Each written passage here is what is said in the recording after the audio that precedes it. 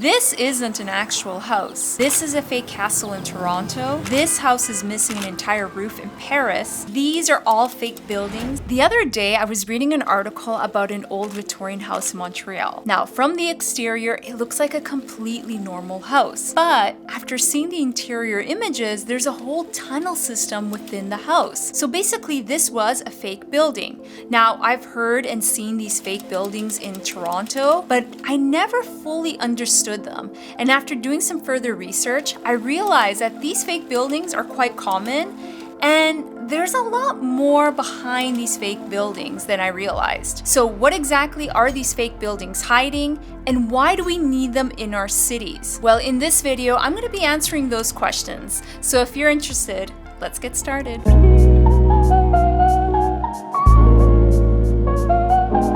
There are three main reasons why we have fake buildings. One, they help to conceal what is quite frankly ugly infrastructure. In order for our cities to run, they require a lot of resources and infrastructure, which some of it is an eyesore to look at. So these fake buildings help to conceal and camouflage this infrastructure within our neighborhoods. And one of these is our substations. Now, Toronto has a lot of these substations that are camouflaged within houses within the neighborhoods. And these substations allow to convert and bring the electricity from the power plants into our neighborhoods.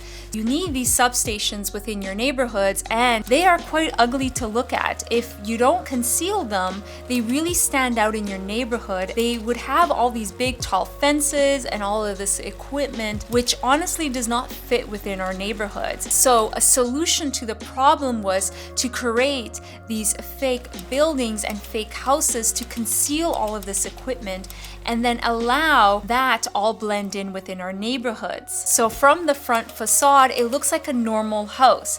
But as you move in closer to the house, you start to realize that the windows look fake and that there's these odd little signs warning people of high voltage. And so when I was growing up, I always noticed these odd houses in neighborhoods that they did blend in, but then as you get closer to them, you would notice all these little different things, how the windows don't really look very realistic, some of them are blacked out, and the gardens are really well maintained in comparison to all of the other neighbors in the neighborhood. So in Toronto, there's about 80 to 100 of these homes that are concealed, and some of them are not even homes. You'll even see complete castles that look like castles from the exterior, but on the interior, they're concealing all of the energy equipment for the substations. So these fake buildings are not only used for substations, but also for metro systems that require ventilation. They may require an emergency exit and so on.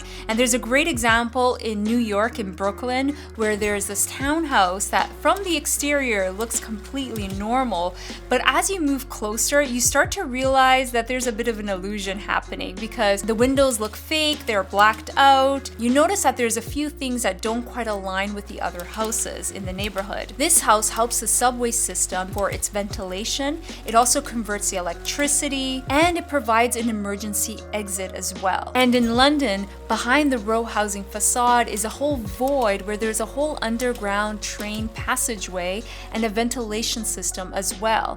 And so you can see all of the cross bracing that helps to support the facade. And in Paris, there's a whole townhouse that from the facade, it looks completely normal, but from an aerial view, you'll notice that it has no roof, and it provides a whole ventilation chimney for the metro system as well. Now, these fake buildings were not only used to conceal metro systems and substations, but they were also used to conceal oil rigs. I know, this is crazy. When I read about this, I was shocked myself. During the 1930s, California was actually known for providing the majority of the oil for the world. So for years, LA had all these towers and oil rigs in the urban landscape, which honestly looked terrible. And so they needed a solution to deal with this issue. So slowly they started to demolish some of the towers and consolidate some of that equipment and conceal it with architecture to help to improve the appearance of the urban fabric. So some of the buildings actually look like office buildings,